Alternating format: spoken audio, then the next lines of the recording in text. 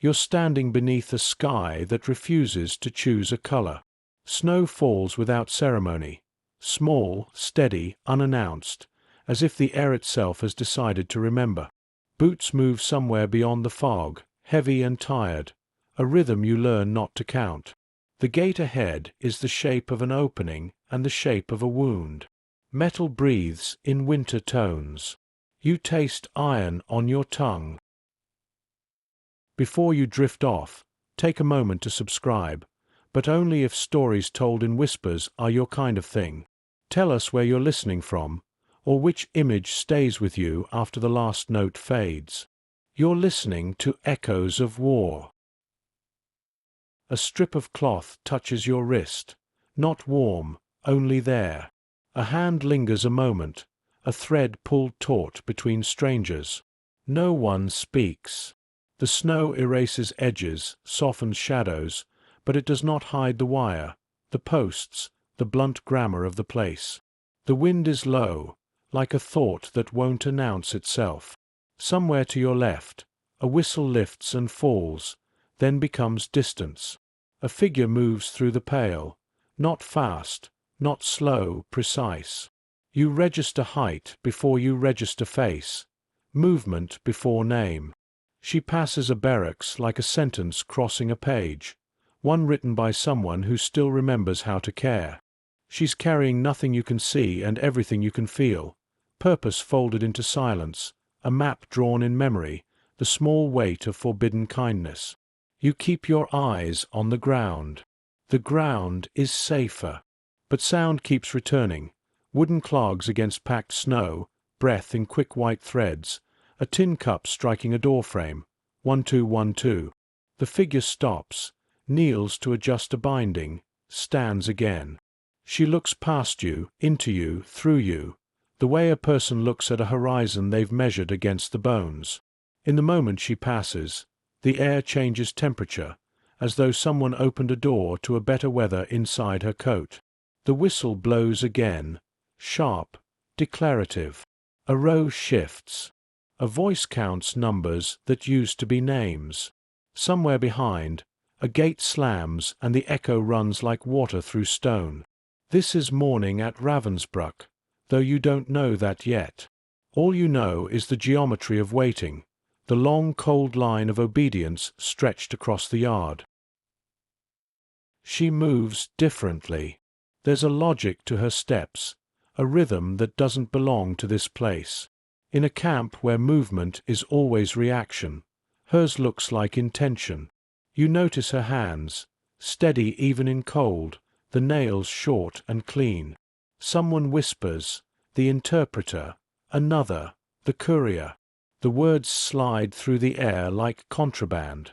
You hear paper before you see it, a corner of it, the color of old straw, disappearing into a sleeve. No one notices, which is the craft of noticing. She pauses at a doorway. The way she shifts her weight says she knows the corridor's sequence, the path of the guard's shoulder, the way breath fog will rise when he turns. The body learns things by surviving. The heart learns them faster. The snow moves sideways now, turned by a wind that smells of coal and wet wood. The wire hums faintly, its vibration swallowed by frost. A crow lands on a post and shakes its wings.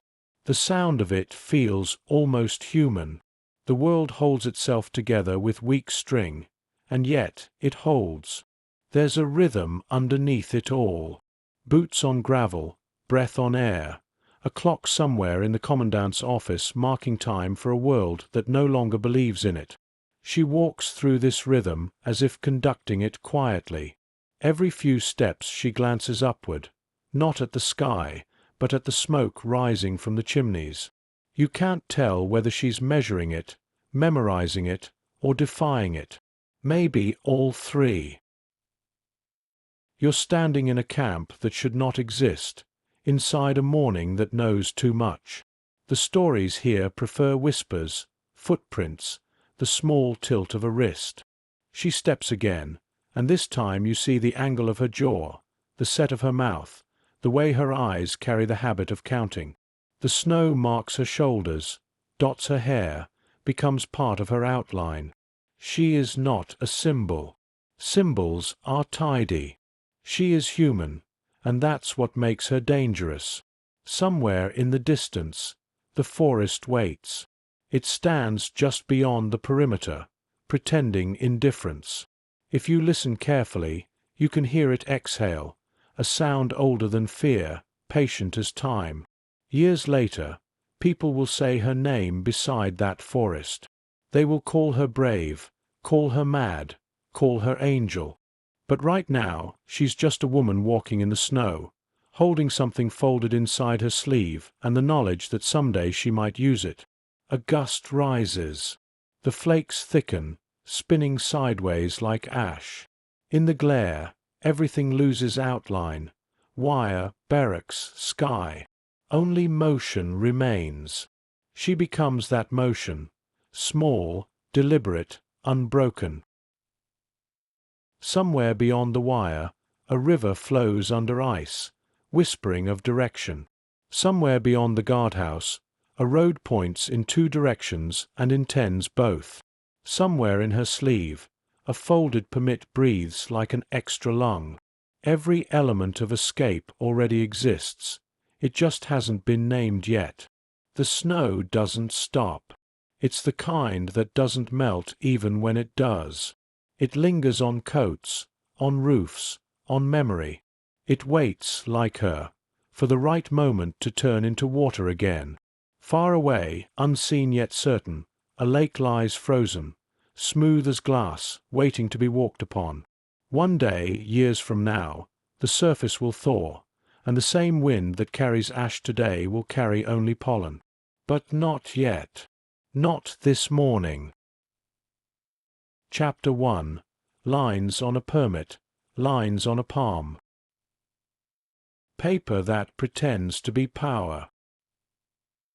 Paper rules this place. Its rustle carries more weight than footsteps. On paper, lives begin and end. On paper, hunger becomes a number. Every name has been converted into ink. Thick, blue, obedient. She learns the texture of authority by touch, the coarse grain of requisition forms, the thin smooth sheets used for transport lists, the brittle kind that cracks when folded twice. Each variety has its own temperature. Her fingers memorize them as a musician memorizes strings. The office smells of damp wool, typewriter oil, cheap tobacco. She works quickly, copying, sorting, filing, an invisible hinge in the Camps machine. A guard's voice drones nearby. Pencils scratch. Snow light filters through the filthy glass. Every so often, she pauses to blow on her hands, pretending it's from cold rather than nerves. She speaks 3 languages, for if silence counts. That's what makes her useful, and usefulness, here, is the nearest thing to protection. Orders pass through her like current through a wire. German to French, French to Polish, cruelty translated into grammar. But translation cuts both ways. If a single number shifts, a line breaks, a stamp lands in the wrong corner, someone vanishes more slowly, or not at all. Paper pretends to be power, and she pretends to believe it. When she leaves the office, her sleeve hides a second document, a scrap rewritten in another's favor, a small rerouting of destiny that no one will ever record. Her heartbeat is the only witness, quick and rhythmic as rain on tin. The geometry of obedience. The camp has its mathematics. 5 rows by 20, 4 minutes to fall in, 12 breaths between roll call commands. She knows them all. Precision is safety. The guards love symmetry almost as much as fear. But inside that grid, she learns to insert fractions. A half-step delay when passing a corridor buys a second of invisibility. A gesture too small for notice signals someone to move left instead of right. The entire structure depends on everyone doing exactly as told. A miracle here is simply one person doing something different and surviving it. She adjusts her rhythm accordingly, walks slower when ordered to hurry, faster when told to slow, always just within the tolerance of cruelty's boredom. The guards stop seeing her. That is her victory. At night, she copies the numbers again in her head, whispering them to keep memory from stiffening. Names have become arithmetic, but she remembers them anyway, as melody rather than equation. Sometimes she dreams of them as notes on a page, the missing ones forming a silence too wide to cross. The grammar of metal. Morning begins before light. Keys jingle, hinges yawn, metal speaks first. Every object here has a voice if you know how to listen. She's assigned to the workshop today, where prisoners repair what the system has already broken. The air smells of grease and defeat. Hammers tap like heartbeats against iron. Steam rises from the forges, warm breath against frozen walls. She studies how metal behaves under weather, how frost stiffens locks, how heat loosens bolts. Knowledge here is contraband, and she hoards it quietly. When a padlock jams, she takes it from a guard's hand, turns it once, twice, listens, and frees it. He grunts approval, walks away. Behind his back, she pockets the broken spring. It will serve another purpose later, though she doesn't yet know what. Metal teaches patience. It bends slowly or not at all. It remembers every strike. It forgives none. She recognizes herself in that. The small politics of kindness. Kindness is illegal. It must disguise itself as procedure. She helps a woman to her feet under the pretext of straightening a line. She corrects a list so that a sick prisoner stays in the infirmary one more night instead of being shipped out. She slips half her bread to the girl who can't stop coughing. Every act must look accidental, every mercy plausible as clumsiness. At roll call, a guard shouts until his voice breaks. The crowd shifts, freezes, waits. When he turns away, she exhales, counts the living, confirms the illusion of completeness. To stay alive is one kind of courage. To keep others alive is another. People start to whisper her name differently, softly, like prayer. Mala. 2 syllables, almost weightless. It moves through barracks like contraband hope. She never encourages it, but neither does she stop it. In a place where everything is designed to erase, a rumor of decency is a dangerous contagion. Night work. Lights out is never dark enough. Search lamps comb the snow, the barracks creak, someone always coughs. She lies on the top bunk, eyes open, the boards above her etched with initials of those who've gone. Outside, wind presses the walls until they sigh. She replays the day in reverse. Door A, corridor B, patrol C, checking the rhythm for weakness. Her mind maps every pattern until fear becomes geometry again. Sometimes she whispers old words to herself. Antwerp, streetcar, cafe. They sound like fiction now. The past feels borrowed from another life, and yet the memory of warmth keeps her anchored. On her palm, she traces invisible lines with her thumb, each representing a face she saved, a note she delivered, a risk taken and survived. They form a second lifeline, parallel to the one she was born with. When she finally drifts toward sleep, she hears metal again. Not the cruel kind, but distant, musical, like wind through wires. It sounds almost like a promise. The map that isn't a map. Every morning she walks the same route. Office, yard, kitchen, gate, back. Every morning she notes what's changed. A guard missing, a truck delayed, a patch of snow not yet trampled. Patterns matter. Deviation matters more. Over weeks, she draws an invisible map in her mind. Not lines on paper, but timings, silences, opportunities.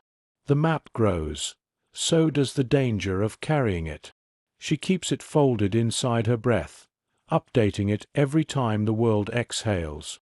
There's a place near the fence where frost gathers thicker than elsewhere.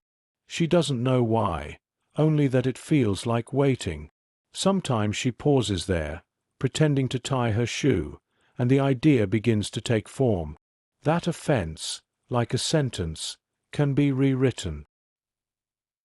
Footnote to survival. Weeks blur. Snow becomes slush, slush becomes mud, and still the numbers march. The human body learns to adapt to anything except injustice. That remains a constant bruise. She begins to feel the limits of patience tightening. One night, a woman in her bunk whispers, "You walk like you're already outside." Molla doesn't answer. But later, staring at the ceiling, she realizes it's true. Some part of her has already crossed the line, if only in thought. The next morning, she carries a stack of forms across the yard. The wind lifts one sheet, presses it briefly against her chest.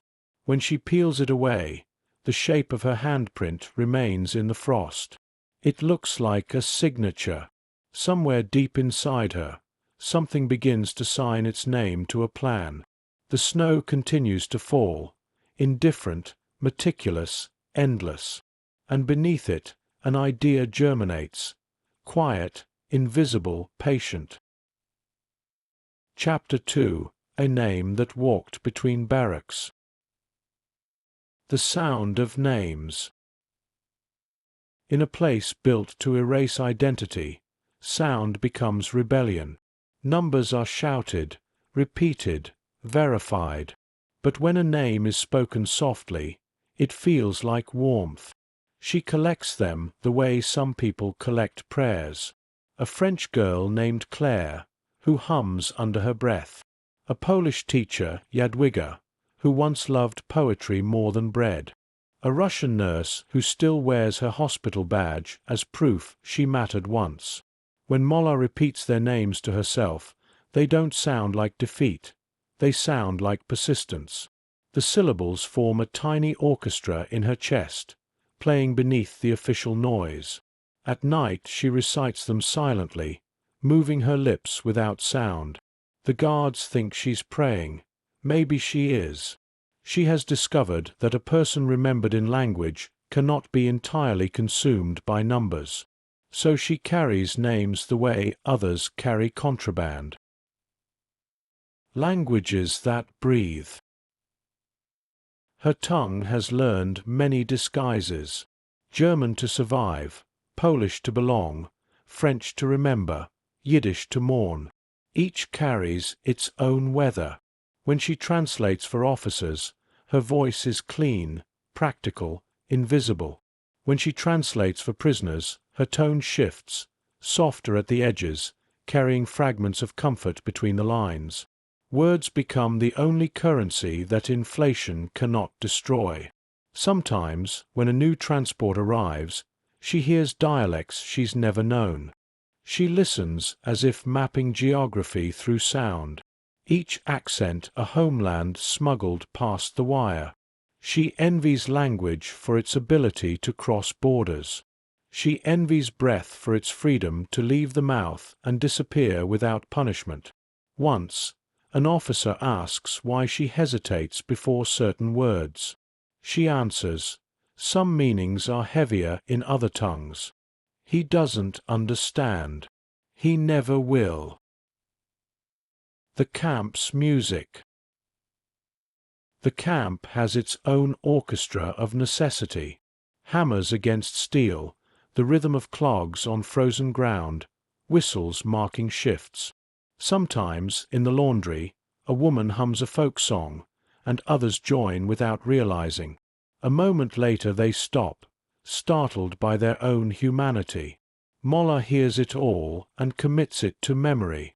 The discord, the sudden harmonies, the silences between them. To her, it sounds like proof that something unbroken still beats beneath obedience. There's a morning when frost turns every sound sharp. A line of prisoners coughs in unison, not disease but punctuation. Even pain has cadence here. She times her breath to it, turns the world's cruelty into meter. This is how she survives, by giving rhythm to what should have been chaos. Work, the holy word of survival. Work is the nearest thing to faith the camp allows.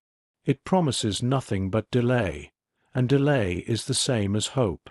She manipulates rosters subtly. A girl too weak for quarry duty finds herself reassigned to sewing. A man with frostbitten fingers is moved to kitchen stores. Each change is small enough to pass unnoticed, large enough to save skin and breath. When caught staring too long at the sheets, she says she's calculating efficiency. The officer nods. Efficiency is holy here. He doesn't see that she's writing psalms in the margins, the sacred arithmetic of one life spared for another day. She's learning that mercy can be structured like paperwork if the handwriting is calm enough. Rumor, the unseen weather. Hope travels here like weather nobody controls. It starts in whispers, rises, cools, rains disappointment. But even false forecasts keep people upright. This week's rumor, the Red Cross is coming. Next week's, the front is near. None are true, all are necessary. Molla doesn't spread them, but she doesn't extinguish them either. Hope, even counterfeit, keeps the pulse regular. She only intervenes when a rumor could kill, when someone considers escape through impossible ground, or when trust is placed in a traitor. In those moments, her authority is quiet but absolute. She speaks softly, without command. People listen anyway. The air around her feels momentarily breathable. The education of silence. She learns that silence can mean 100 things. The silence of guards is threat. The silence of prisoners is endurance. Her own silence becomes language, the pauses between actions where intent hides. During inspections, she lowers her eyes just enough to appear compliant but keeps them wide enough to see. She memorizes which guards smoke, which drink, which ones stare too long at the snow because they can't bear to look at people. One of them, young, freckled, already disillusioned, catches her watching once. Their eyes meet, and in that brief collision she recognizes weariness that could turn either way, mercy or cruelty. She looks away first, breaking the tension. He exhales, maybe in relief. 2 lives spared by 1 second's etiquette. Whispers between barracks. In the evenings, when fog blurs the watchlights, small trades take place. A piece of bread for a needle, a poem for a memory. Molla moves among them, unseen broker of small salvations. She carries lists in her head, who still has family, who needs medicine, who might break tonight. No one appointed her to this role. Necessity did. Sometimes she just listens, which is often more valuable than food. When a woman sobs for her child, Molla says only, "He is in the forest now." Trees remember names. It isn't fact, but it steadies the heartbeat. Here, comfort and truth have long since divorced. She marries them again when she can. The first stitch. It begins not as rebellion, but as routine. A form to deliver, a corridor to cross, a key left unattended. She notices timing, the guard's cigarette halfway finished, the angle of the sun on the barracks wall. Numbers combine into possibility. She tells herself it's nothing, just curiosity. But curiosity is the root of defiance. That night she sketches the thought in her mind. If a door can be locked, it can be opened. A principle as old as metal. She falls asleep repeating it like scripture. Dreams that refuse discipline. Dreams here are dangerous. They make the morning harder. Still she dreams, not of escape yet, but of walking freely, coat unbuttoned, wind on her face. Sometimes she dreams in color, sometimes only in texture. Wool, paper, rain. Once she dreams of her own handwriting, alive and bright against a blank page. When she wakes, the memory of ink feels like hope. Footnotes to memory. Spring tries to arrive but can't. The snow melts by day, refreezes by night. The ground mirrors the people. Thawing, hardening, thawing again. Molla begins to sense a pulse beneath the monotony, something gathering. It moves through her like electricity under ice. On her way back from the office one afternoon, she sees a scrap of newspaper caught in wire. The wind flutters it open just enough for her to read one word: freedom. It's probably propaganda, but it doesn't matter. The word exists. The world hasn't deleted it yet. She tears the scrap free, folds it once, slips it into her sleeve. Paper again, the oldest companion of her defiance. That night, she smooths it flat and traces the word with her finger until the ink fades into skin. When she sleeps, her pulse beats beneath it, as though the word has found a new home. The camp sleeps fitfully, unaware that somewhere among its numbered rows, a plan has taken its first breath. Tomorrow will look the same, but nothing is the same anymore. Chapter 3. The Boy with the Paper Star, Edex Thread. The arithmetic of looking. In a place where eyes are meant to stay lowered, noticing becomes an act of rebellion.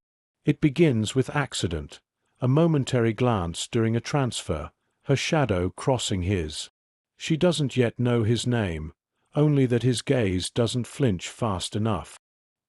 He works in maintenance, blue stripes instead of gray, a belt of tools that clink like punctuation marks.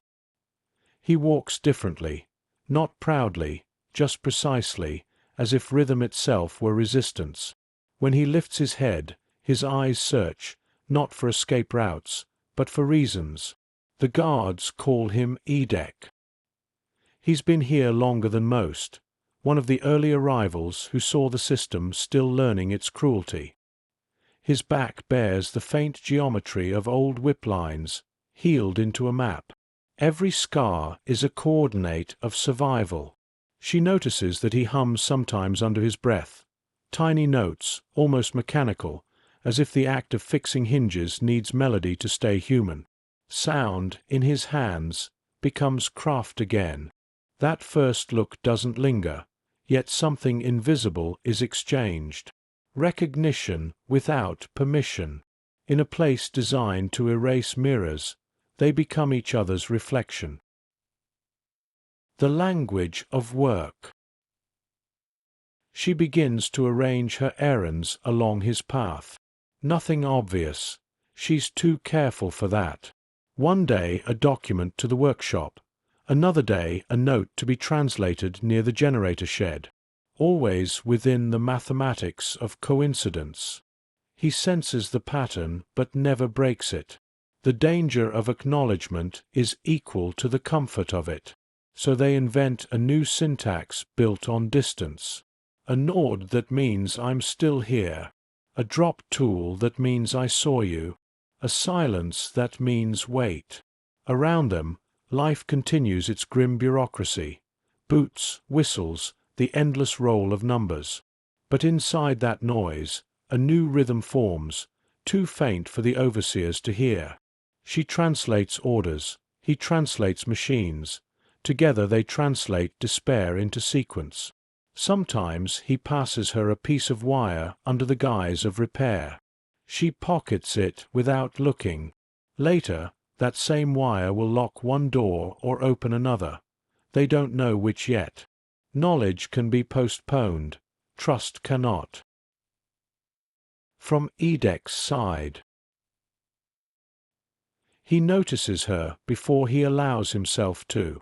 At first, she's just efficiency, the woman who never wastes emotion. Then the noticing becomes dangerous. He knows what happens to men who look too long at hope. They're reassigned, punished, or worse, reminded that beauty is no longer permitted here. Still, his eyes find her. He repairs a water pump near the offices, hears her voice translating. Calm, low, practical, a sound made for reason, not submission. He wonders what it would be like to hear that same tone say his name. One evening he passes her in the yard. The light is fading, the air thin with snow. Her eyes catch the dusk and hold it. He thinks, absurdly, that if she ever escaped, the sun would follow. That night he writes on a scrap of sackcloth with charcoal, "If light can find us here, it will not forget the way out." He doesn't sign it. He doesn't need to. Interlude: The economy of small things. In winter, every gesture becomes visible. Breath, tremor, frost. So they learn to speak in micro-movements. He adjusts his cap twice to mean safe. She touches her sleeve once to mean later. The language grows quickly, an organism of necessity. No vowels, no consonants, only timing. They call it nothing because naming it would make it fragile. Around them, others barter rations, news, bits of cloth. They barter seconds, stolen, hidden, spent wisely. Each exchange costs a piece of fear. It's worth the price. The idea that pretends to be hope. Hope here doesn't announce itself. It sneaks in disguised as procedure. A gap in patrol timing. A lock that sticks. A guard who drinks too much. All of it information. All of it combustible. She begins to collect these fragments the way she once collected words. He gathers material. A uniform jacket too large, a cap discarded in snow, a blank form stolen from the printing room. Neither admits aloud what they're building. Naming things too early kills them. They meet once behind the infirmary, two shadows blending into smoke from the furnace. He shows her the forged pass. She studies it, nods. Not approval, not surprise. Simply confirmation that thought has become object. They stand close enough to feel each other's breath, but not enough to be seen as touching. She whispers, "If one crosses, both must." He nods. The rule becomes oath. The blueprint of defiance. Plans here aren't blueprints, but rhythms. Theirs is written in beats of 3. Look, breathe, step. She times the guards' routes down to heartbeats. He maps the fences by moonlight. Between them grows an invisible architecture, corridors of maybe. In her bunk at night, she visualizes it again and again, until each hinge and distance becomes muscle memory. Freedom rehearsed in stillness. He tests the uniform, the way it hangs from his shoulders, the casual boredom it demands. He practices walking like the oppressor, the hardest imitation of all. They risk a word now and then, hidden in sound. When she says tomorrow aloud, it simply means someday. When he says soon, it means I believe you. The air itself begins to feel charged, as if the camp senses the heresy of two people dreaming. The confession without words. One night the searchlights malfunction for a full minute. In that brief blackout, the world goes blank. From opposite sides of the yard, they both look up, two dots of awareness in the dark. No one else notices, but they do. When light returns, everything feels altered. That was their confession. No touch, no speech, just recognition carried by shadow. It's enough. After that, every risk feels lighter. Love, in this place, isn't warmth, it's precision. To love someone is to calculate correctly. The paper star. He starts carving a small shape out of wood scraps, a 5-pointed star. He paints it with soot mixed into grease, presses it flat, and pins it inside his coat lining. It isn't a symbol of the regime, it's a reclamation. He calls it, silently, the paper star, fragile, defiant, absurd. When he finally shows it to her, she touches it once and nods. In that gesture lives everything unsayable: affection, terror, will. The star will travel with them when they go. The plan given breath. Spring edges near. Snow turns to rain. Mud swallows footprints. The front is rumored to be moving west. The camp's routines begin to loosen, small cracks in monotony. They choose the date, not for symbolism, but for mathematics. The guard shift overlaps by 12 minutes. The paperwork officer drinks more on Fridays. The moon will rise late. The night before, she can't sleep. She listens to the barracks breathing, a chorus of ghosts rehearsing. She thinks of every name she ever spoke, every paper she ever altered, every second borrowed. They all converge here, in this inhale before the leap. She wonders if courage is something people are born with or something that grows quietly in captivity, like moss on stone. When dawn touches the horizon, she already knows. Tomorrow, she will walk through the gate not as number 19,880, but as movement itself. The threshold. Morning arrives diluted, colorless. She walks toward the workshop, same path, same snowmelt smell. Edek waits by the gate in uniform, a new posture stitched into his spine. The cap shades his eyes. Authority becomes mask. He nods once. She lowers her head, wrists bound loosely with rope. The guard in the tower yawns. The gate creaks. Metal sighs. They step forward, one pretending to command, one pretending to obey, both walking the truth between. The world doesn't notice. It rarely does when miracles start. The gate closes behind them with a sound that might be mercy, might be warning. Either way, it sounds like freedom beginning to speak. Chapter 4. Codes of Breath, Codes of Steps. The Mathematics of Motion. Freedom begins as arithmetic.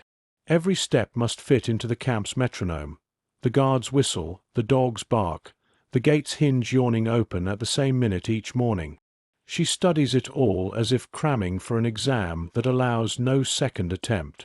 14 seconds from office door to inner gate. 7 to cross the watch line if the guard is yawning. 3 to hide a tremor of the hand. The margin for error is thinner than breath. Edek learns the pattern too, but differently. He measures sound, how far a boot click carries in snow, how a voice bends around the corner of the tool shed. Together they weave an invisible equation. It will be their scripture. At night, they whisper it separately, she from her bunk, he from his cot. Numbers, not prayers. Faith has changed languages. The rehearsal. They rehearse their own deliverance like dancers who can never share the same stage. She practices submission, Head bowed, wrists together, steps small, compliant. He practices authority. Chin lifted, shoulders square, boredom perfected. Each night they repeat until movement becomes instinct. To the others, it looks like exhaustion. To them, it's the only way to live.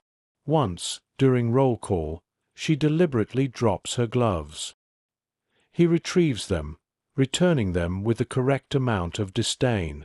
The watching guard yawns, uninterested. Test successful. Later, she allows herself to smile for half a second. He notices but doesn't return it. They're past the luxury of joy now. They are practicing survival's choreography. The tools of disguise. Freedom requires props as much as courage. The uniform comes first, stolen piece by piece from the tailoring room, a belt from the repair shop, buttons traded for bread, insignia stitched with trembling fingers under moonlight. Each item has been touched by a dozen conspirators who don't even know they are part of this plot. She sews the final stitch herself, fingers steady.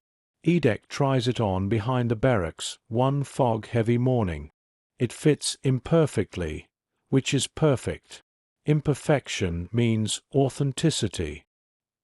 He studies himself in the distorted reflection of a tin panel. He almost doesn't recognize the man looking back. Posture of the oppressor, eyes of the condemned. Freedom requires disguise. Disguise requires the murder of innocence. She says nothing, just watches him adjust the cap, the gesture already convincing. The sight of him like this burns into her. Not admiration, not even pride, just the ache of what pretending costs. The dress rehearsal of fear. A week before the attempt, they test everything. She delivers a fake document to the outer office, passes within 5 meters of the gate. He stands guard nearby, clipboard in hand, heart pounding at triple tempo. The guard at the checkpoint barely glances up. That night, they meet again briefly near the stables. No words, just a nod, a shared breath, a pulse synchronized by terror and belief. The body learns to hide fear the way it hides hunger. She can feel her heartbeat flattening, becoming silent discipline. He can feel his lungs controlling themselves, exhaling only when safe. Every organ learns obedience to purpose. The suspicion. On the 3rd day before, a guard lingers too long during inspection. His eyes rest on Edek's jacket, its newness too noticeable. The silence thickens.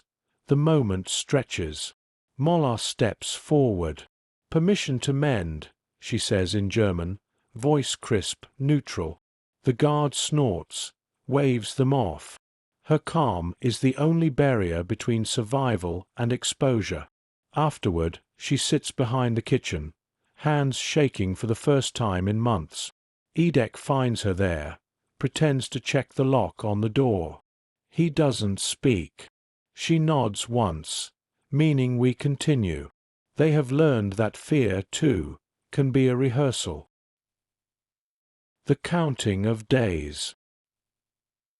3 days left. Each one is a lifetime folded in thirds. Day 1. She revises the forged papers, smoothing the creases until the signature looks born there. Day 2. He paces the route after dusk, marking every shadow. Day 3. They say nothing at all. The silence between them is no longer empty. It's loaded with trust. Every unspoken word means "I understand." She cleans her boots that night, an absurd ritual of civility. He shaves with a piece of broken glass, drawing no blood. They are preparing their bodies for belief. The weather decides. Morning arrives brittle and white. Frost clings to everything like handwriting. It's the kind of day when even the sun seems reluctant to rise. She takes this as omen. Stillness will be their ally. Wind means fewer eyes outside. Cold means shorter patrols. The camp shrinks into itself. Only the wire hums with energy. Edek's uniform hangs ready, smelling faintly of oil and smoke. The cap shadowing his eyes turns him into a stranger. He adjusts his belt one final time. When she sees him, her breath catches, not from admiration but from the recognition of commitment. He's already halfway gone. She will follow. The walk before the walk. They cross paths intentionally at noon, a simple passing in the corridor. She glances just long enough to confirm readiness. Everything now moves as if inside a slowed heartbeat. That night she packs nothing but will. No token, no letter, no keepsake. Escape must weigh nothing. She lies awake until the barracks quieten, listening to the breathing around her, the orchestra of survival. She imagines each inhale as a witness, each exhale as a blessing. When she finally closes her eyes, she dreams not of running but of walking calmly through open gates that no one guards. The Gate. Dawn, June 24th, 1944. Mist heavy, sound muffled. She steps out into air that tastes of metal and thawing soil. He waits by the entrance, clipboard in hand, posture of ownership. To anyone watching, he's a guard escorting a prisoner for work detail. Routine. Uninteresting. She bows her head, wrists loosely tied with rope.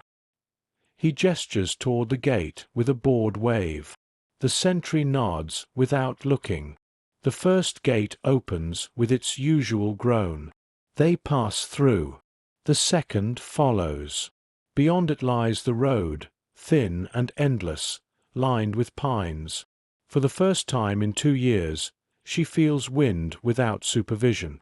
The sensation almost breaks her, but she keeps walking. Freedom demands acting. Acting demands stillness. Behind them, the gate closes with a sound like exhale. No alarm. Not yet. The road. Gravel crunches underfoot. Every noise feels amplified. They don't speak.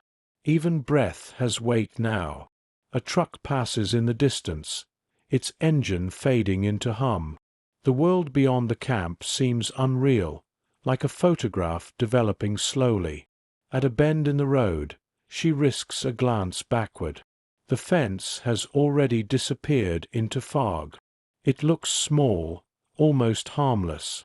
That's the final illusion the camp offers, that it was ever conquerable. They keep walking, pace steady. Each step feels like history deciding to look the other way. After a mile, Edek exhales audibly, the first uncalculated sound of freedom. She answers with silence, the purest form of agreement. The forest waits ahead, dark and endless. They walk into it together, two figures whose outlines dissolve into trees and mist. The air smells of pine and mud, of beginnings. The wind carries nothing now but distance. Chapter 5. Sewing a Disguise from Night. The sound of an unfenced world. The first breath outside the wire feels wrong. Too wide, too wet, too alive. After years of geometry and fences, the open world feels like a wound that won't close. The road bends east and disappears into fog. They follow it without speaking. Snow turns to slush beneath their boots, each step writing proof that they exist. She listens for pursuit and hears only wind. The silence tastes foreign, a new element to breathe. Edek walks ahead, posture still rigid from the uniform. He carries himself like command.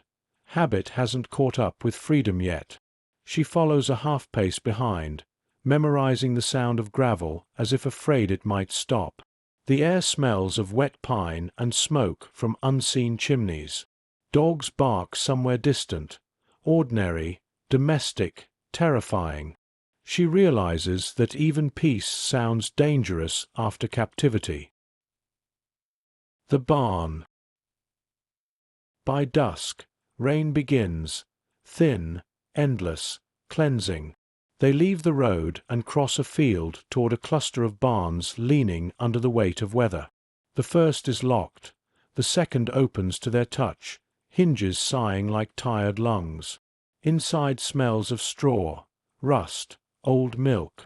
They close the door and sit among forgotten tools. For a moment neither moves. The world has stopped shaking.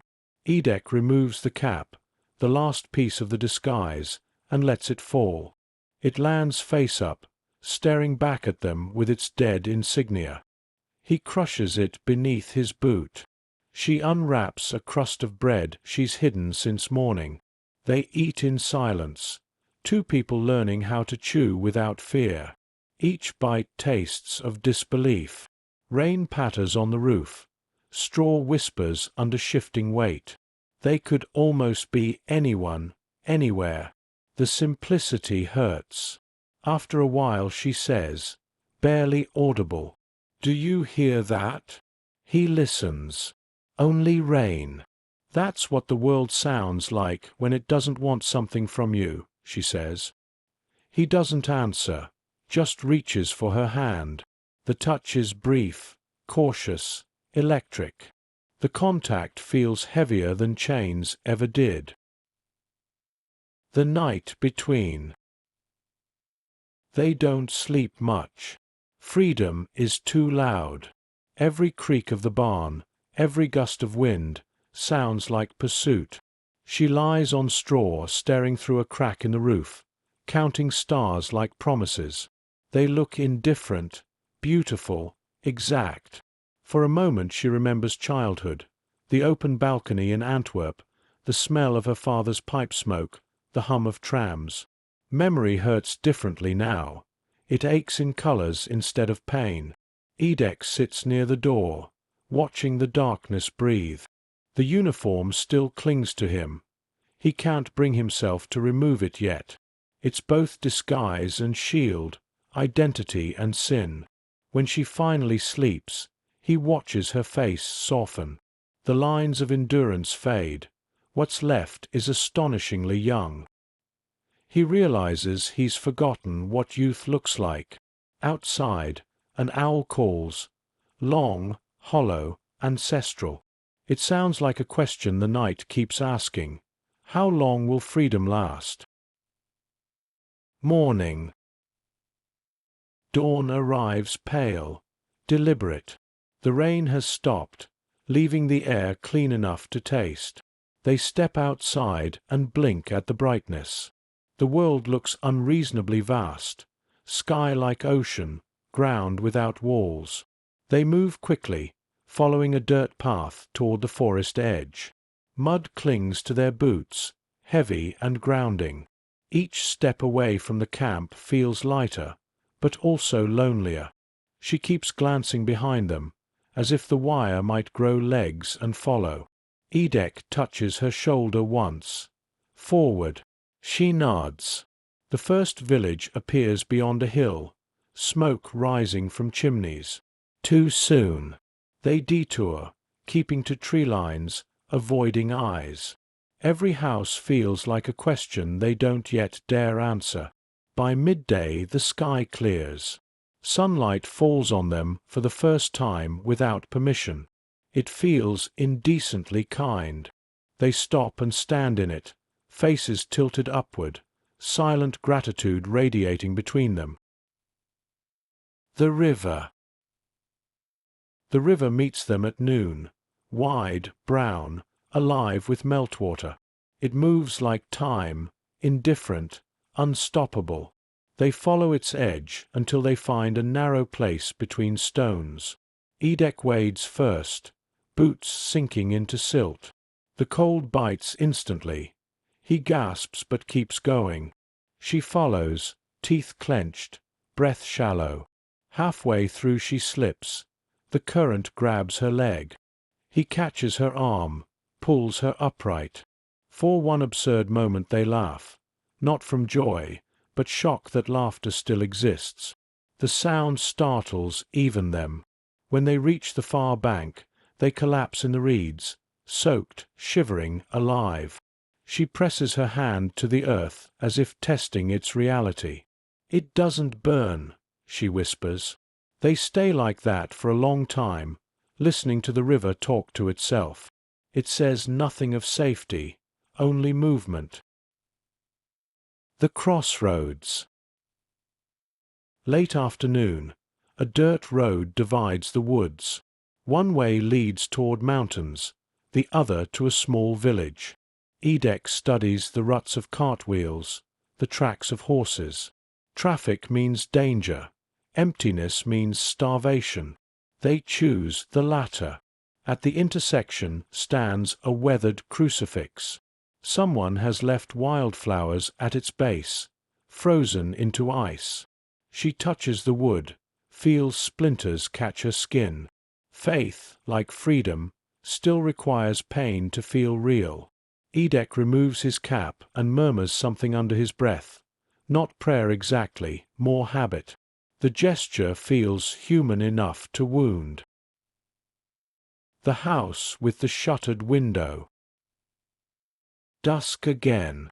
They find a small farmhouse half hidden by birch. Windows shuttered, smoke thin from the chimney. Edek approaches cautiously, knocks once. No answer. He tries the door, unlocked. Inside, cold ashes in the hearth, bread gone hard on the table. The family has fled, maybe fearing both armies. They decide to stay until dawn. She lights a single candle. Its glow feels indecent in the emptiness. Shadows leap across the walls like memories refusing rest. They sit on the floor near the hearth. For the first time, words return. "What will you do if?" she begins. He stops her gently. "When?" he corrects. She nods. Hope demands grammar too. They talk in fragments, about the sea, about languages they'll teach each other, about bread that doesn't taste of ashes. Their voices stay low, as though afraid to wake history.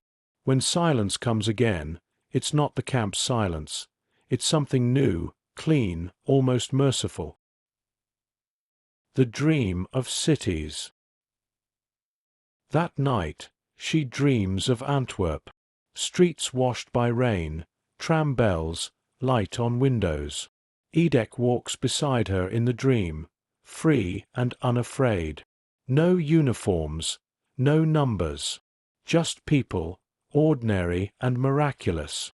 When she wakes, tears have frozen at the corners of her eyes. She wipes them quickly, ashamed of the luxury. He pretends not to notice. In truth, he's been dreaming of home too, a seaside town, waves folding against the shore. Freedom in his mind has always smelled of salt.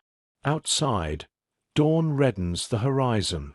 The candle burns to nothing. They extinguish the past and step once more into the cold. The forest's voice. The forest receives them again, but differently now, not as fugitives, but as part of its own breathing. Branches close above, filtering the light into slow gold. Birdsong begins cautiously, as if testing whether it's allowed. They follow game trails, moving mostly by instinct. At times she swears she can feel the camp still behind them, like a heartbeat too far away to stop. Freedom, she learns, is not escape. It's exile in the open air. They rest by a fallen tree, sharing the last of their bread. She watches ants carrying crumbs with absurd diligence and thinks, the world continues even when we vanish from it. Edek traces lines in the dirt, paths, crossings, arrows. "We'll reach the border in 2 days," he says. She wants to believe him. The word border feels like fiction, but she accepts it anyway. The wind rises through the pines. It sounds like applause, or warning, or both. The quiet before the storm. By late evening, the clouds thicken again. Thunder mutters beyond the hills. They find another barn and crawl inside as rain begins, harder this time. The roof leaks in steady rhythm. Edek removes the soaked jacket, sets it aside. Without the uniform, he looks suddenly younger, almost fragile. Molla stares at him through the dim light, memorizing the face before history reclaims it. He meets her gaze. No words left to plan, only this, the fragile moment between storms. Outside, the rain drums faster, relentless. Inside, their breathing synchronizes once more, the same rhythm that once mapped their escape. It calms the world, even as danger gathers beyond the walls. She whispers, "Do you think the world will believe us?" He answers, "It must." The sentence lands heavy in the darkness. They sit like that until exhaustion wins, leaning against the same wall, eyes half open. Sleep comes, hesitant but merciful, and for a few brief hours, night itself feels like shelter sewn from fragments of hope. Chapter 6. The Forest, the Dogs, the Betrayal of Distance. The morning that waited too long. Dawn unfolds cautiously, a hesitant light filtering through mist. The forest smells of moss, bark, rain turned to steam. They wake stiff, damp, but alive. Molla brushes straw from her coat, listens. No voices, no engines, no shots, only the nervous quiet of creatures returning to their routines. Freedom feels lighter this morning, almost casual. They eat the last crust of bread in silence. Edek squeezes her hand once, a silent contract renewed. They shoulder the invisible weight of purpose and step back into the woods. Their breath fogs briefly in the air, then vanishes. The path ahead bends between birches and pine. For a time, even fear behaves. But the day, like all days born of miracles, is already running out of mercy. The shape of pursuit. It begins as an echo, distant, uncertain, a crack in the far-off rhythm of forest sound. Then another, sharper, closer, deliberate. They stop, listening. Edek's face tightens. Dogs. The sound expands, layering over wind and leaves until it becomes certainty. Pursuit has form now. Low barks, short commands shouted in German. The world has found their footprints. Molla's first instinct is disbelief. She'd imagined pursuit would come sooner, that the delay meant safety. But cruelty is patient. It waits until hope ripens before it plucks. They run. No words, only movement. Branches whip at their faces. Mud grabs their boots. The forest becomes obstacle and ally at once. Behind them, the sound multiplies. Boots barking, the harsh breath of certainty gaining ground. The river again. They reach the river they crossed days ago. It moves faster now, swollen from rain. Edek doesn't hesitate. He wades in, pulling her after him. The water bites, climbs, swallows. They push through, gasping, half swimming, half fighting the current. Behind them, shouts. Shots. Water erupts near their legs. They dive, cling to a fallen log, let the river carry them downstream. The world becomes soundless except for rushing water and pounding hearts. When they crawl out on the opposite bank, they're shaking, soaked, but unhit. For a moment they just lie there, lungs burning, faces pressed into mud that smells of life instead of ash. Then the dogs again, faint, then closer. The river has not erased enough. The field of tall grass. They leave the forest, stumble into open ground, a wide field of winter grass waving in low wind. Too exposed, but no choice. They move crouched, careful. The grass whispers against their coats, hiding them imperfectly. The horizon is endless, the nearest tree line far. Halfway across, a shout, human, near. Edek grabs her hand, pulls her down. They crawl, breath ragged. A dog breaks from the trees, barking, scenting. Another follows. She looks at him, eyes calm despite the noise. He knows that look. It means she's already thinking beyond the moment. Run, he mouths. She shakes her head. The grass parts, sunlight flashing on metal. The first soldier emerges. Then another. Time collapses. Boots, shouts, the smell of sweat and gun oil. A rifle but hits Edek's shoulder. He stumbles, still trying to shield her. Someone seizes Mollah's arm. She doesn't resist. Not yet. The forest stands silent witness, trees unblinking. The interrogation of silence. They're dragged to a clearing. A truck waits, engine idling like a growl. A lieutenant steps forward, young, neat, eyes too cold for his age. He demands names, purpose, route. They give none. She stands straight, soaked, hair plastered to her skull, mud streaking her face. The cold no longer touches her. He raises his pistol, taps it lightly against her chin, almost curious. "You," he says in German, "how did you get out?" She answers in the same language, voice level. "Through the front door." He strikes her once. Blood fills her mouth, copper and resolve. Edek lunges. A rifle barrel stops him short.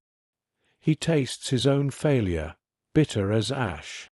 They're shoved into the truck, hands bound, faces toward the floorboards. The road jolts beneath them, a rhythm they know too well, the sound of being taken back. The return. When the gates of Auschwitz reappear, it's like seeing a ghost of yourself still standing where you left it. The guards stare as the truck stops, disbelief mixing with cruel satisfaction. Few things delight bureaucracy like a circle completed. They're pulled out separately. Edek is dragged toward the men's block, she toward the women's. No time for words, only eyes meeting across the yard. That gaze is the last language they will share. Around them, whispers rise. They came back. No one knows whether to envy or pity them. The officer leading her inside mutters, "Angels don't fly far." She almost smiles. If she could, she'd tell him angels don't need to. The cell. Her cell is small, damp, bare. One cot, one bucket, one bulb that flickers like a nervous heartbeat. She sits on the floor and listens to the building breathe. Somewhere down the hall, footsteps, a cough, the occasional scream. It's a familiar symphony, and she refuses to conduct it any more. They question her daily. Who helped? How? Why? She answers nothing. Her silence becomes weapon, shield, creed. Once, a guard leaves water within reach. She drinks slowly, deliberately, meeting his eyes. He looks away first. Pain comes in waves. She rides them without sound. If endurance had color, it would be the same gray as this cell. At night she hears a faint song, Edek's voice, somewhere beyond the walls. A melody barely audible, broken, persistent. It's the most beautiful thing she's ever heard. The memory of running. In the dark, she replays the forest in fragments. The bark beneath her fingers, the river swallowing sound, the shape of trees leaning toward escape. Memory becomes landscape again, the only place she can walk freely.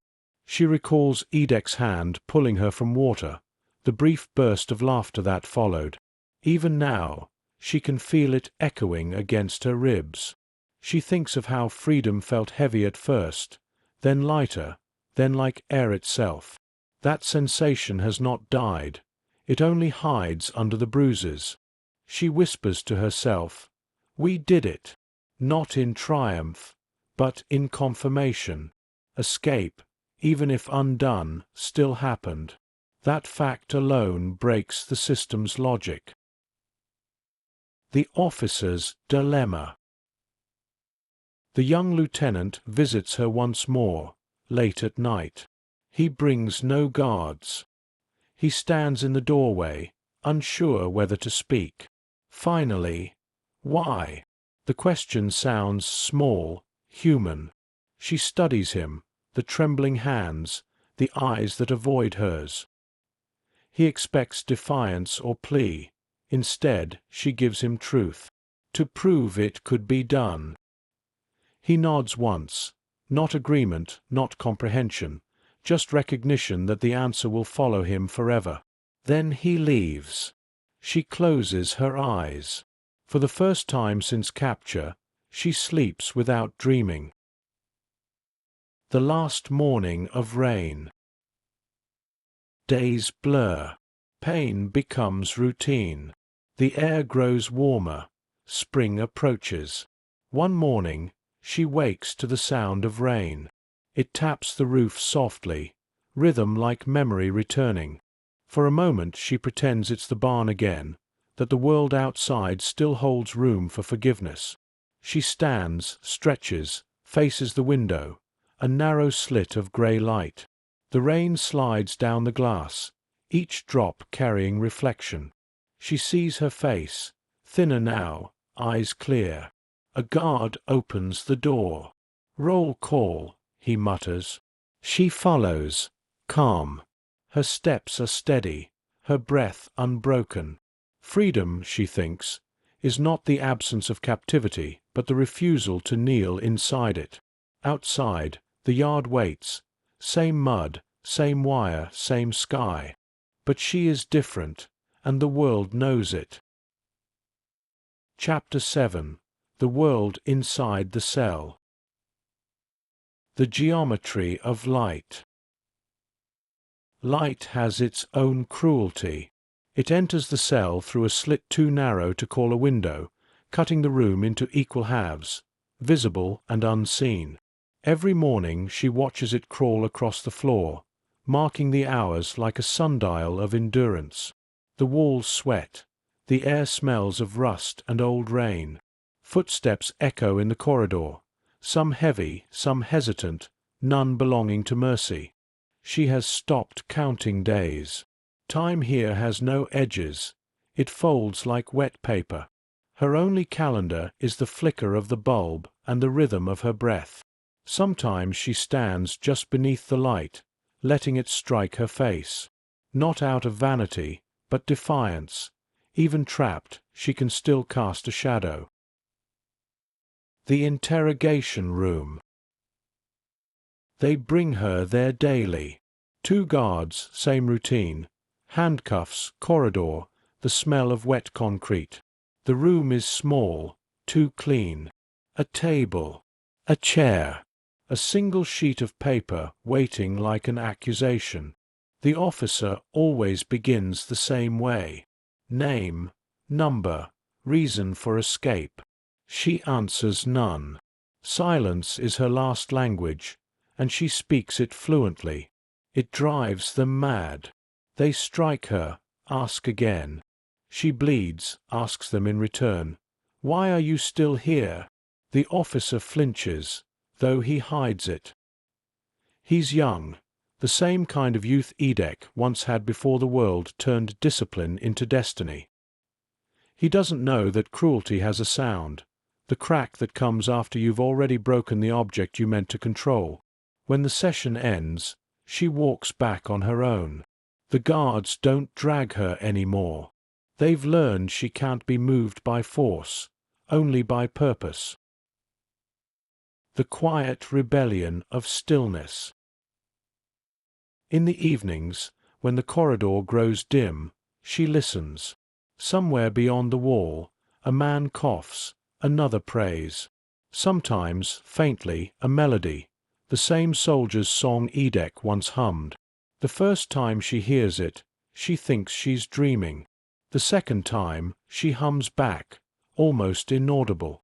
The two notes meet halfway through concrete and vanish. But in that moment, she feels the cell expand, as if the walls, shamed by the sound, move an inch farther apart. She spends her nights mapping this invisible distance. Every vibration, every echo becomes territory reclaimed. She remembers the forest, the river, the barn. Memory is her landscape now, and she walks it freely. When she closes her eyes, the air smells again of pine and straw. Freedom is still hers, just relocated. The guard who hesitates. One of them is different. Young, freckled, barely 20. He avoids her eyes, speaks less sharply, unlocks the door with an unnecessary gentleness. She studies him the way she once studied documents, line by line, tone by tone. He's afraid, but not of her. He's afraid of believing she might be right. Once, he forgets to close the door completely. For a brief second, she sees the corridor stretch empty before her. Grey, endless, possible. She doesn't move. Freedom offered by pity is still captivity. He brings her water that evening, though it's not allowed. She accepts, nods once. It's not gratitude, it's acknowledgement. I see your conflict. The next day, his post is changed. She never sees him again. Compassion, in this place, is as fatal as courage. The message through walls. One afternoon, she hears tapping. Morse, weak but deliberate. She leans her ear to the wall, recognizes fragments. Still here. Don't forget. They can't stop thought. It's Edek. The rhythm is shaky but sure. Her fingers answer against the plaster. Never forgotten. For an hour they talk in code, a dialogue without sound, carried through stone. He tells her he's been sentenced too, that he doesn't regret anything. She tells him she doesn't either. When the tapping stops, the silence feels enormous but not empty. It's filled with all the things that survived transmission. That night she dreams of him walking ahead of her through a forest where the snow no longer hurts. The visit. They send another officer, older, polished, smelling of cologne. He enters the cell with a kind of ceremonial disgust. "Why make this harder?" he asks. "You could have lived." She smiles faintly. "I am living," she says. He stares at her, confused, angry at his own incomprehension. He expects pleading, perhaps hysteria, not serenity. His authority has no weapon against calm. He leans closer. "What were you trying to prove?" She answers quietly, that even here choice exists. He slams the door when he leaves, but she knows he'll remember those words longer than she'll remember his face. The mirror that isn't. There's a small piece of metal fixed to the wall, dull, warped, meant for supervision. When she catches her reflection in it, it barely resembles a person. Cheeks hollow, lips cracked, eyes far too large. But behind the ruin, she recognizes something untouched. She studies herself as if examining a witness. What remains when everything else has been stripped away? The answer is startlingly simple. Dignity. Not pride, not vanity, just the refusal to forget her own outline.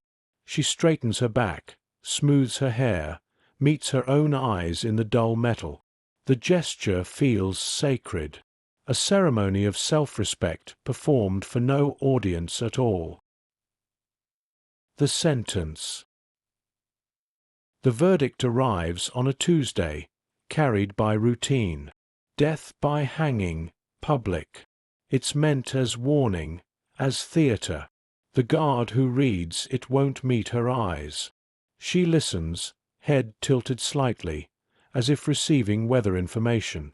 When he finishes, she nods. "Tell them I'll be ready." He stammers, unsure if she's mocking him. She isn't.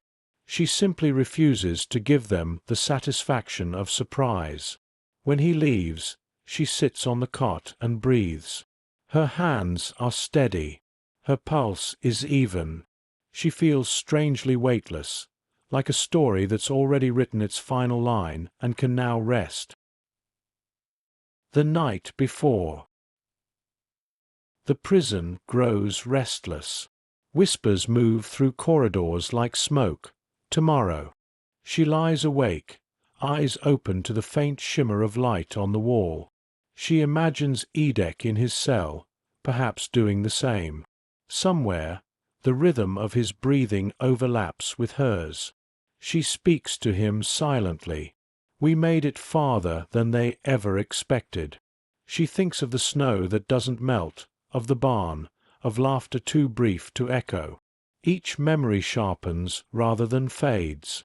She realizes that death cannot erase what has already become story. The guards avoid her cell now. They sense the shift, the strange power of someone beyond punishment. Her calm unnerves them. They whisper Die Engel, the angel. She doesn't correct them. It's not a title she chose, but it's accurate enough. Angels are messengers, and she has delivered her message. The hour before light. The world outside begins to pale. Rain whispers against the windows of the corridor. The bulb in her cell flickers one last time, then steadies. She stands, smooths her coat, straightens her shoulders. The door opens. A guard gestures. She walks forward without hesitation. The corridor smells of wet stone and oil. Each step sounds deliberate, a rhythm she controls. When they reach the yard, dawn is barely awake. Prisoners are assembled, forced audience to the regime's morality play. The gallows waits, crude, utilitarian. She looks up at the grey sky and exhales once. A sound like release. Someone whispers her name in the crowd. She doesn't turn. Her focus is forward, on the horizon beyond the wire, on the memory of trees that didn't betray. If fear remains, it hides behind purpose. She has walked this far. She will walk the rest. Chapter 8. The Yard That Watches. The morning. Snow again, fine as dust, falling through smoke. The yard is already waiting. Boots align, rifles glint, breath steams into the same pale air. The gallows stands at the center like an unfinished sentence. She walks toward it slowly, escorted by two guards who avoid her gaze. Her hands are bound but steady. Every step lands without tremor, a choreography rehearsed through years of obedience now turned to resistance. The camp holds its breath. From the windows of the barracks, faces appear like ghosts pressed against frost. Even the crows on the fence fall silent. The commandant watches from the steps, coat buttoned, eyes hidden by the brim of his hat. He's impatient, perhaps uneasy. He's never met serenity at work before. Molla's bare feet leave small, perfect prints in the snow. The sound of her chains is softer than the sound of the wind.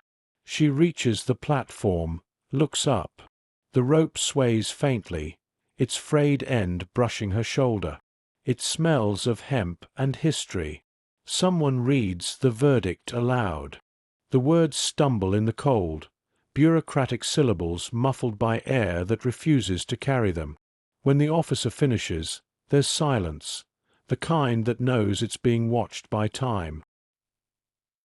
The last gesture. They reach for her hands, but she moves first. Quick, precise, the motion of a surgeon. From her sleeve flashes something small, a razor fragment, stolen, hidden, preserved.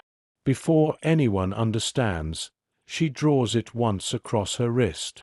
Blood blooms immediately, bright as poppy petals against snow. A gasp ripples through the yard, not fear, but awe.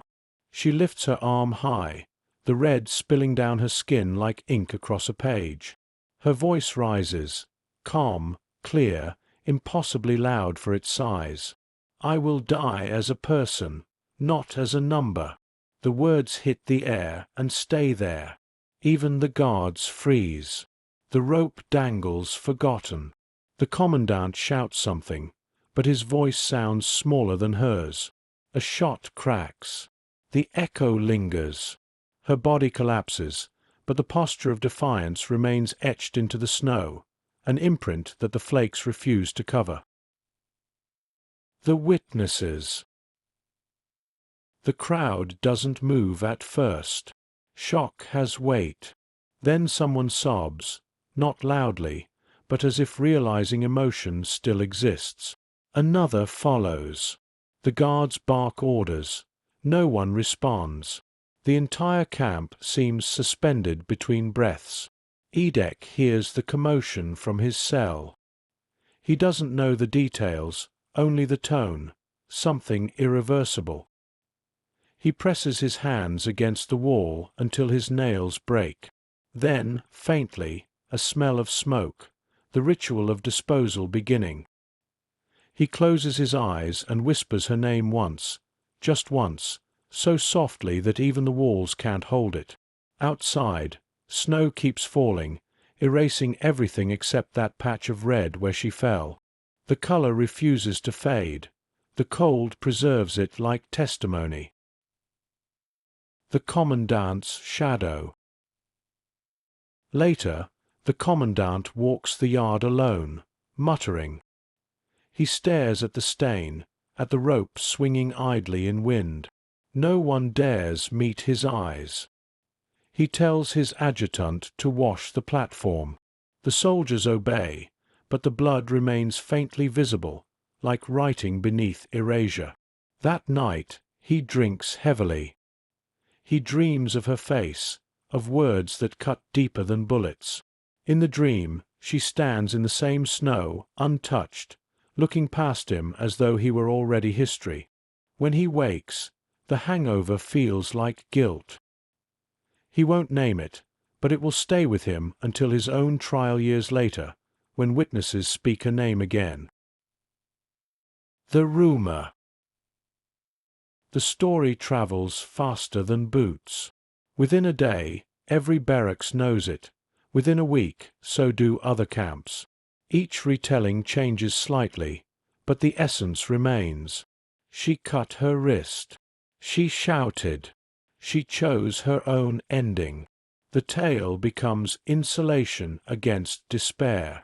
Women whisper it at night, pressing the syllables into each other's palms. Men recite it silently before sleep. The rumor itself becomes resistance, the belief that dignity can be louder than pain. In some versions she flies, in others she vanishes, in all she wins. The yard that remembers. Days later, snow melts briefly under a warm spell. The red mark darkens, sinks into the soil. A bird lands there, pecks once, flies away. The ground absorbs everything except meaning. Years from now, grass will grow over this spot, but its color will always be slightly different, greener as if fed by courage.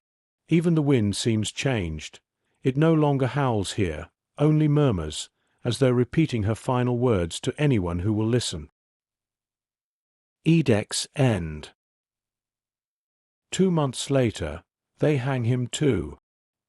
He walks calmly, head high, a small scar on his temple where the rifle struck him during capture. When asked for last words, he says simply, "Long live Poland." Then, in a voice softer but clearer, "Tell them we were not afraid." He dies quickly.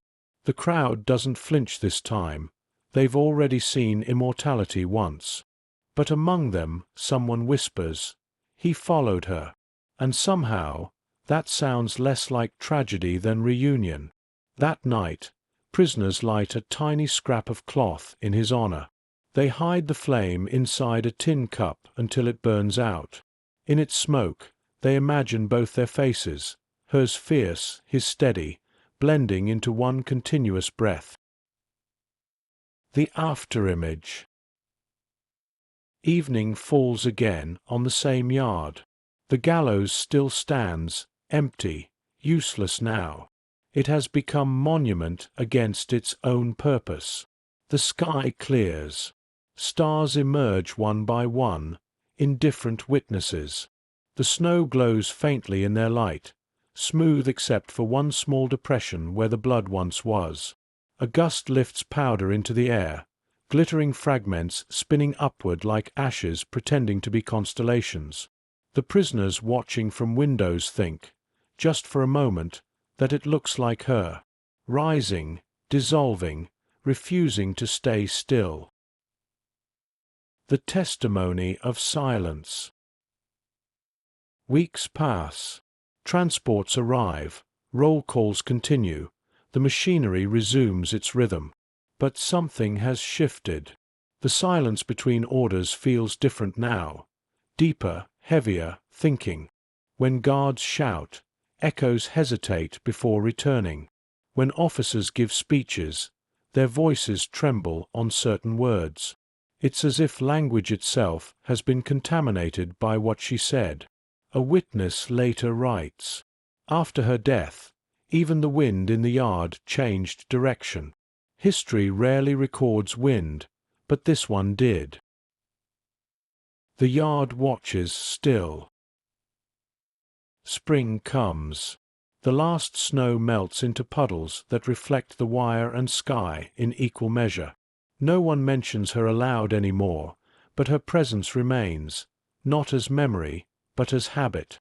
When women walk through the yard, they straighten their backs slightly, without realizing why.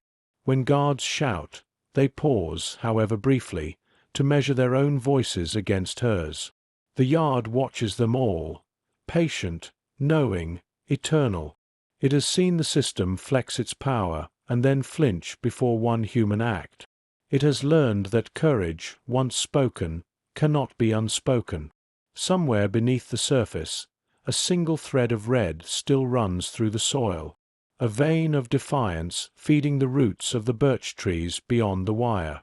And on nights when fog returns, when the lights flicker and the wind blows from the lake, those who live nearby swear they can hear a woman's voice carried softly through the air, saying not a prayer, not a plea, just a reminder, "I will die as a person, not as a number."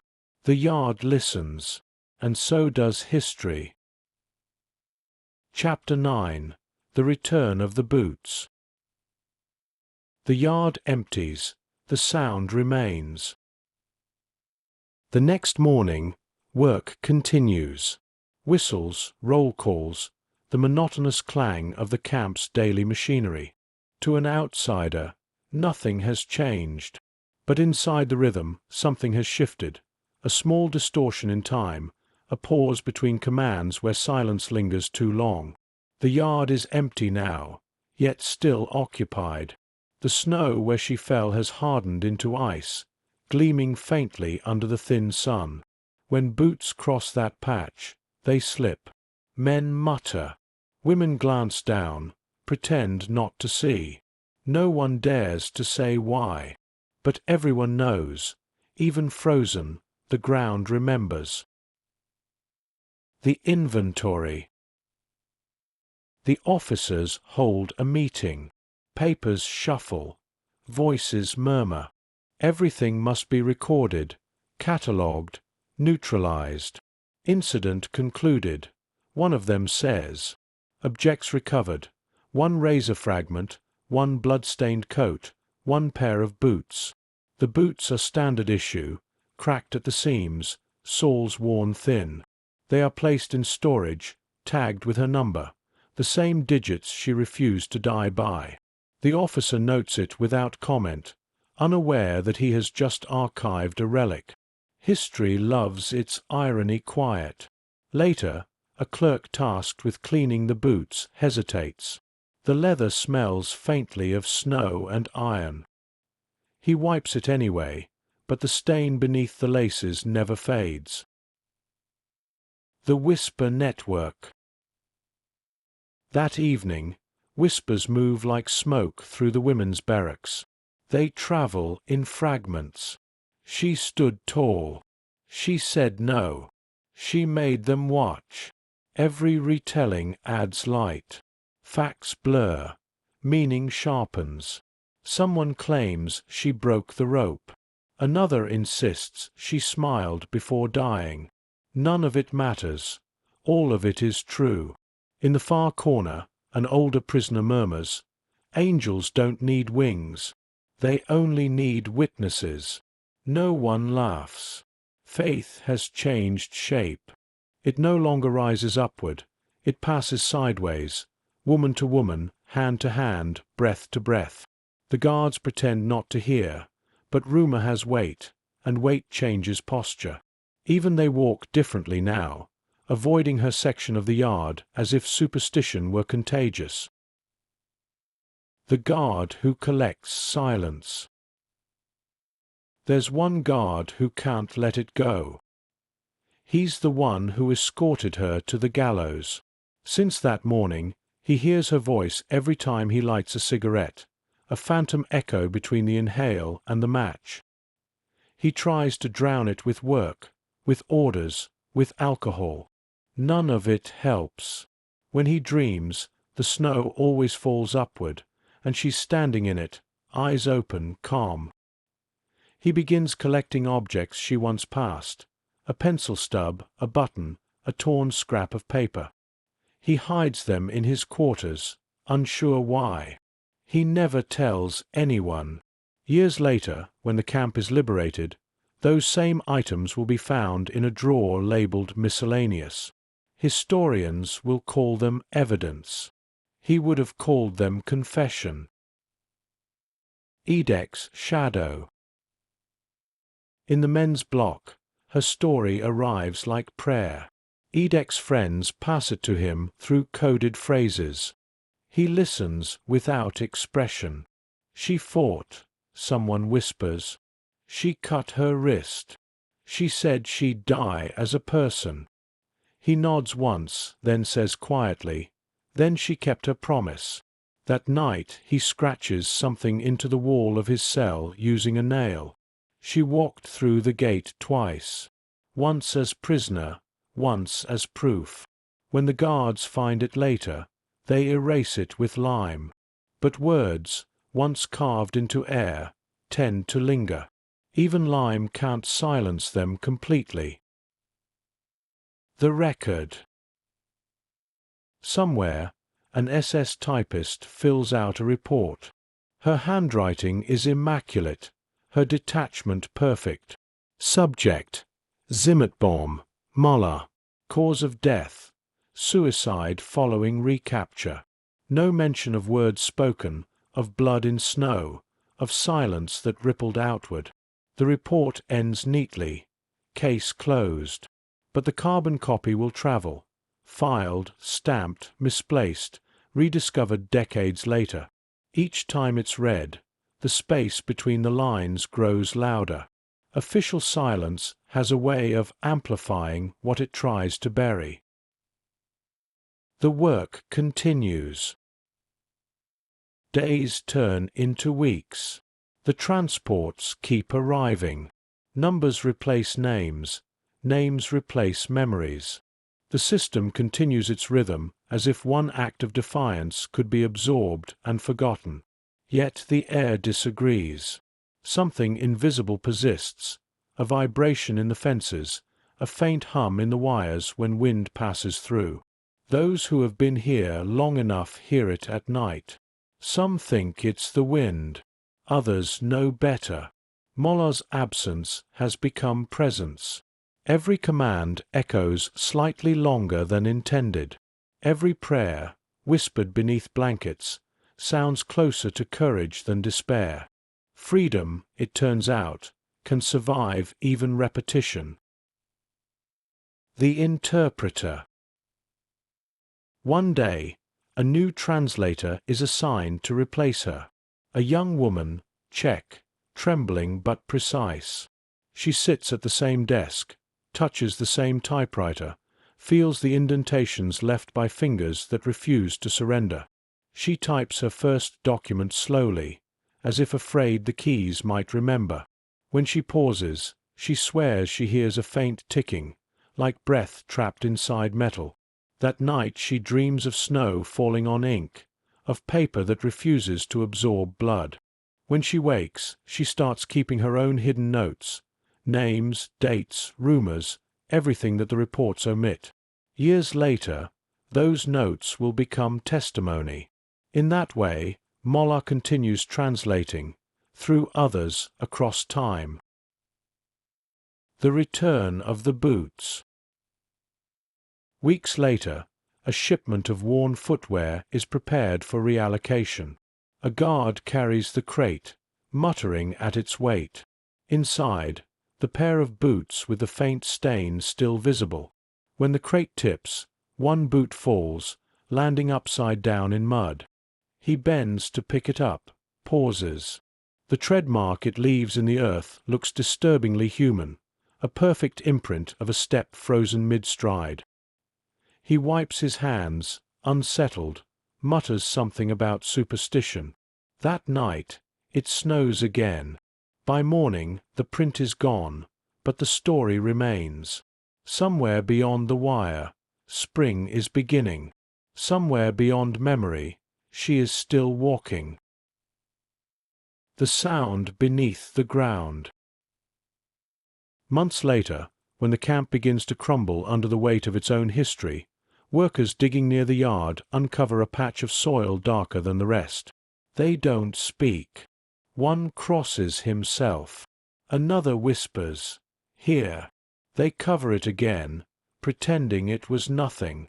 But at night, wind stirs that same patch, soft as breath. It carries her last words across the fences, across the fields, across years. "I will die as a person, not as a number." The sentence travels. It passes through barracks, crosses rivers, slips into diaries, finds its way into testimonies decades later. It no longer belongs to her alone. It belongs to anyone who ever refused erasure. And in this way, the story continues. One step, one whisper, one bootprint at a time. Epilogue. The sky that still remembers. The world is quiet now. You're standing where the yard once was. The snow here falls softer than anywhere else, as if afraid to make a sound. The wire is gone, but the ground remembers. Grass grows over what was once mud, roots threading through soil that once carried footsteps and fear. Birdsong fills the space that orders used to occupy. The air itself seems lighter, but not empty. You listen. Wind slides between the birch trees, gentle, deliberate. It sounds almost like breath. Somewhere beyond the lake, a church bell rings. The note carries far, folding over distance, becoming something older than language. You close your eyes, and the years fold back. For a moment, you hear them again. The soft rhythm of wooden clogs in mud. The rustle of coats. The hush before a name is called.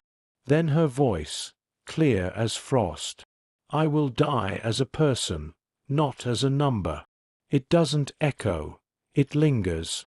The difference matters. The world kept turning after that morning. Wars ended, borders shifted, cities rebuilt. But courage doesn't age the way history does. It stays suspended, waiting for recognition. You walk slowly across the field. The ground feels alive beneath your boots, not haunted, just aware. Every few steps, the wind changes direction, as if testing your resolve. There are plaques now, and flowers, and names etched in stone. Her name is among them, but smaller than you expect. You trace the letters with your glove, feel the cold metal bite back. It doesn't hurt. It clarifies. Beside you, a guide speaks softly to a small group. Facts, dates, numbers, statistics. The language of precision, the kind the world trusts more than feeling. But between each word lives something unsaid, something carried by tone, the reverence reserved for those who were more than what happened to them. The wind shifts again. You look up. The sky above Ravensbrück, or Auschwitz, or any other name the earth has been forced to learn, is still the same grey gold it was then. It doesn't forgive. It remembers. You imagine her walking beside you, not as martyr, not as ghost, but as motion. Her steps light, her breath steady, her gaze fixed forward. Every time you blink, the world she left seems a fraction closer to justice. Not enough, never enough, but closer. History likes to end things neatly. Stories like hers refuse to. They continue in the pause before sleep, in the quiet courage of small kindnesses, in every person who chooses compassion when cruelty would be easier. You reach the end of the path. Beyond the gate, the forest stretches endlessly, its trees whispering in languages older than borders. The air smells of pine and thawing soil. Freedom. The same word, but different now. You stop. Breathe. Somewhere deep in that wind, if you listen carefully, you can still hear footsteps, hers, his, theirs, moving just ahead. Not fleeing anymore. Leading. Aftermath. The kindness that defied silence. Morning comes softly to Auschwitz. The frost glitters faintly on the stones, and the chimneys no longer breathe. The wire stands quiet, its barbs dulled by rust, its shadow a thin scar across the earth. You can walk freely here now, where freedom once cost everything. The sky has color again, pale and forgiving. But the air remembers. The air always remembers. Somewhere between the barracks and the birches, a name lingers. Mollar Zimetbaum. It moves like a whisper through the cold, through the years, through the slow machinery of forgetting. You follow it the way one follows a faint scent, cautious, reverent, unwilling to let it vanish. They called her the Angel of Auschwitz, not because she was untouched by suffering, but because she refused to let suffering define her. Inside a place built to unmake the human, she kept choosing to remain human, translating words, smuggling messages, carrying paper and hope in the same small folds of her sleeve. Her defiance was quiet, meticulous, the kind that leaves no noise, only proof. It said she helped others before she helped herself, that she shared bread until she had none left, that she carried news of families still alive, lies when the truth was too cruel, truth when lies would not heal, that she smiled even here, not to deny what was happening, but to remind others that the world outside still existed, still had warmth. When she escaped, it wasn't for herself alone. She carried with her the possibility of telling the world, of tearing a hole in the silence so wide that light might slip through. For 12 days she ran toward that light. Through fields, through hunger, through the cold that bit like an animal. When she was caught, she did not beg. She looked her captors in the eyes and told them she had seen freedom. And that was her final act of rebellion, to stand unbroken in a place designed for ashes. You walk along the same ground now. Snow falls lightly on your coat. The barracks are empty, wood and shadow, air and absence. But if you listen long enough, you can still hear the small, ordinary sounds of her world. Footsteps in frost, a cough, the rustle of paper, the quiet murmur of translation between despair and survival. The museum displays her photograph. The glass reflects your face beside hers, and for a moment, time forgets which of you belongs to which century. Her eyes are steady, not heroic, simply awake. They seem to ask nothing, only that you keep looking. Because memory, like defiance, is a choice. There is no monument large enough for what she did. No speech, no stone, no ceremony can hold it. But perhaps that's the point. Some stories are not meant to be contained, only carried, passed from breath to breath, like a message smuggled beneath a sleeve. The kind of story that keeps the world slightly more human, even when it doesn't deserve to be. You think about the word angel, how it means messenger, how, in every faith and language, it describes someone who stands between light and darkness and refuses to move. That was Molla, a translator not just of words, but of mercy, a reminder that kindness, even when it cannot save you, still saves something. Dignity, meaning, the idea that goodness can exist alongside horror and not be erased by it. The snow thickens. The footprints behind you blur into the white. For a moment, you imagine her walking beside you, her steps lighter than yours, her gaze still forward. The air is cold, but you sense warmth. Faint, real, the kind that comes from remembering not just the pain, but the grace within it. The camp gates are open now. People enter to learn, to grieve, to promise never again. But Molla's legacy is quieter than those vows. It lives in every small act of courage, every time someone chooses compassion when cruelty would be easier, every time a lie is corrected, a stranger is helped, a story is told truthfully, even when truth hurts. You reach the edge of the forest. The snow drifts softly through the branches, the same forest that once watched everything and said nothing. Now, at last, it speaks, not in words, but in calm, in forgiveness too large for understanding, too fragile to name. You breathe. You listen. Somewhere in the distance, a bell rings, not for mourning, but for remembrance. And for the briefest moment, the air feels lighter, as if kindness itself had wings.